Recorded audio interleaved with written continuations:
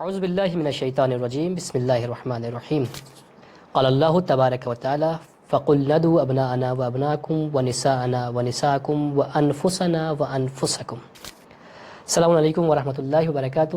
ناظرین کرام، آپ اس آیت کی تلاوت سے سمجھ گئے ہوں گے کہ یہ آیت آیہ مباہلہ ہے۔ سب سے پہلے آپ کی خدمت میں عید مباہلہ کی مبارکباد پیش کرتے ہیں۔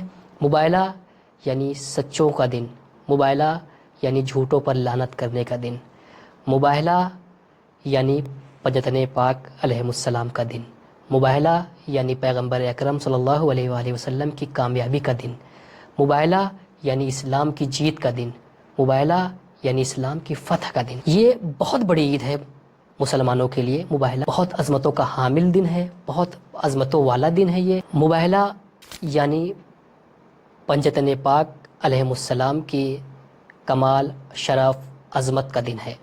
آپ اس آیت پر غور کریں، آپ کو پنجتن پاک کی عظمت کا اندازہ ہوگا کہ پروردگار نے ابناءنا کہا ہے، نساءنا کہا ہے، انفسنا کہا ہے، یعنی سب جگہ جمع استعمال کیا ہے، یعنی اپنے بیٹوں کو لاؤ۔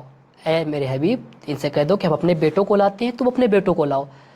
ہم اپنے نفسوں کو لاتے ہیں، تم اپنے نفسوں کو لاؤ۔ ہم اپنی عورتوں کو لاتے ہیں، تم اپنی عورتوں کو لاؤ۔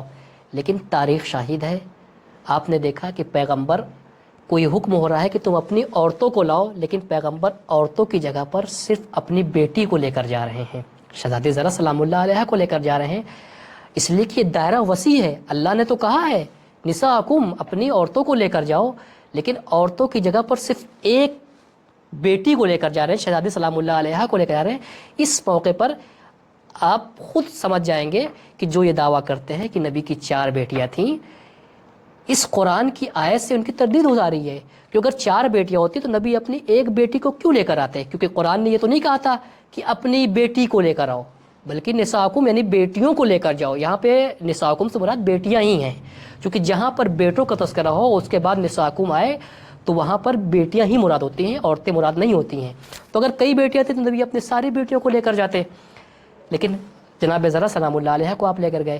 پھر اسی طریقے سے انفسنا، اپنے نفسوں کو لے کر جاؤ۔ جب نفس کی بات آئی تو پیغمبر چاہتے تو جلیل القدر اصحاب میں سے کسی اور کو بھی ساتھ میں لے لیتے، لیکن اللہ کے نبی نے صرف مولا کائنات کو اپنے ساتھ لیا اور یہ بتا دیا کہ دیکھو کوئی بھی علی کے سوا نفس رسول ہونے کے قابل نہیں ہے۔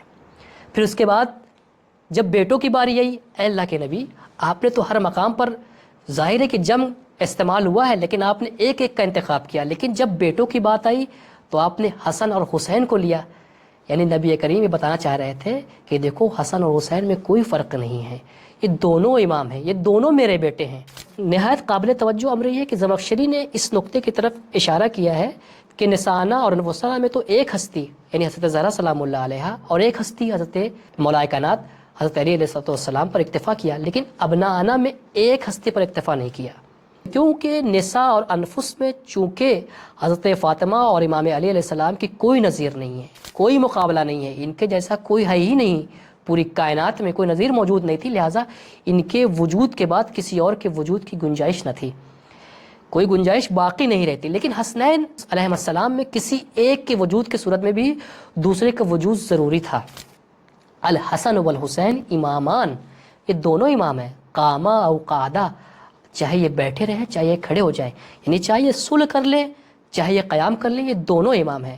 یعنی اگر ان افراد کے علاوہ کسی اور فرد کے لیے کوئی گنجائش ہوتی تو پیغمبر اکرم صلی اللہ علیہ وسلم ضرور اس شخص کو لے کر آتے اپنے ساتھ۔ کیوں؟ اس لیے کہ نجرانی جو سامنے مقابلے میں آ رہے ہیں وہ اپنے ساتھ 14 افراد پر مشتمل وفد لے کر آ رہے ہیں، لیکن یہ پیغمبر صرف 4 کو اپنے ساتھ لے کر جا رہے ہیں، یعنی پنجتن کا قافلہ جا رہا ہے۔ پیغمبر بتانا چاہ رہے ہیں کہ اس کائنات میں ایسی کوئی ہستی نہیں ان کے علاوہ کہ جو دین کا ارکان بن سکے، یعنی دین کے رکن میں شامل ہو سکے۔